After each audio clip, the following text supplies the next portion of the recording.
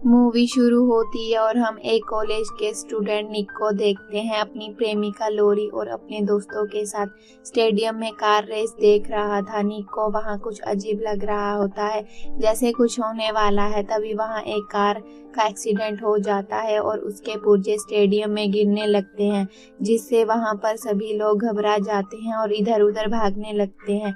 देखते ही देखते वहां सभी लोग मरने लगते हैं और आखिर में निक भी मर जाता है। तभी निक अपने होश में आ जाता है। निक घबरा जाता है कि उसने अभी क्या देखा और वहां बिल्कुल वैसा ही होने लगता है जैसा उसने अपने सपने में देखा था।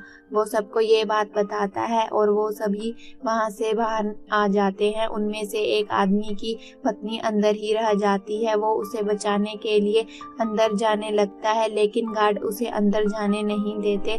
तभी एक टायर स्टेडियम से बाहर निकलता है और उसमें से एक लड़की का सिर काट देता है।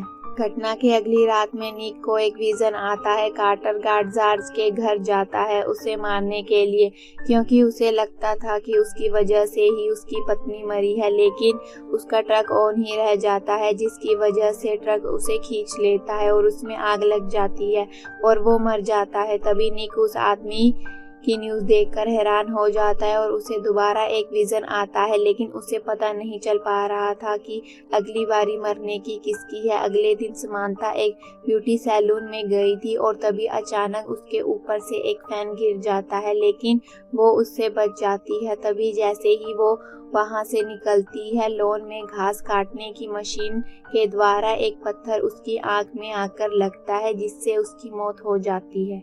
इन सभी घटनाओं के बाद निक को यकीन हो जाता है कि मौत उनके पीछे है। वह और लोरी अगले विक्टिम को खोजने के लिए जॉर्ज की मदद लेते हैं और उन्हें पता चलता है कि अगली बारी मैकेनिक की है।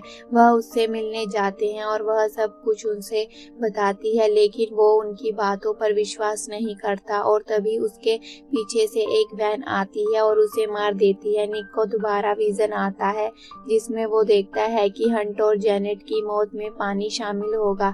तभी जॉर्ज और लोरी जेनेट को बचाने के लिए उसे ढूंढते हैं, जो एक खराब कार धोने में फंस गई थी। तभी जेनेट वहां आकर उसे बचा लेती है। दूसरी तरफ निक हंट को बचाने के लिए आता है, लेकिन तब तक काफी देर हो चुकी थी और हंट भी मारा जाता है।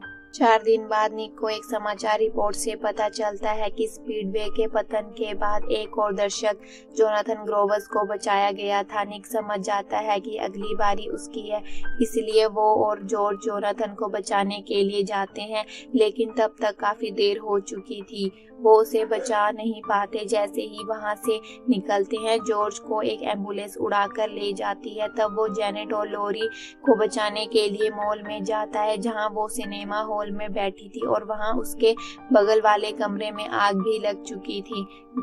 निक लोरी को ढूंढ लेता है और उसे बताता है कि मौत का खेल अभी तक खत्म नहीं हुआ, हमें यहाँ से निकलना होगा। लेकिन जेनेट उनके साथ आने को मना कर देती है। तभी हॉल में ब्लास्ट हो जाता है और जेनेट उसमें मारी जाती है। निक और लोरी वहाँ से भागने लगते हैं, लेकिन ब्लास्ट होने की वजह से वहाँ सब कुछ टूट चुका होता है और लोरी का पैर एक्सीलेटर में आ जाता है और उसकी भी मौत हो जाती है। लेकिन तभी निक अपने होश में आ जाता है और उसने दोबारा एक सपना देख लिया था, लेकिन वो जॉर्ज को बचाने में विफल रहता है और फिर वो मॉल में जाता है, लेकिन वो सिनेमा हॉल की बजाय वहां जाता है जहां आग लगी थी।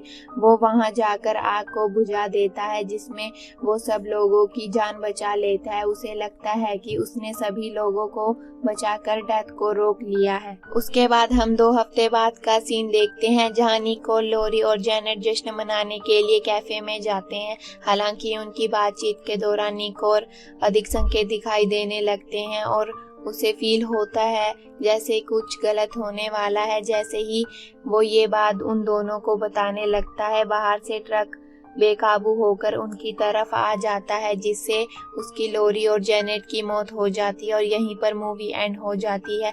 मूवी कैसी लगी कमेंट में ज़रूर बताना और ऐसी ही इंटरेस्टिंग मूवी के लिए हमारे चैनल को सब्सक्राइब करें। Thanks for watching.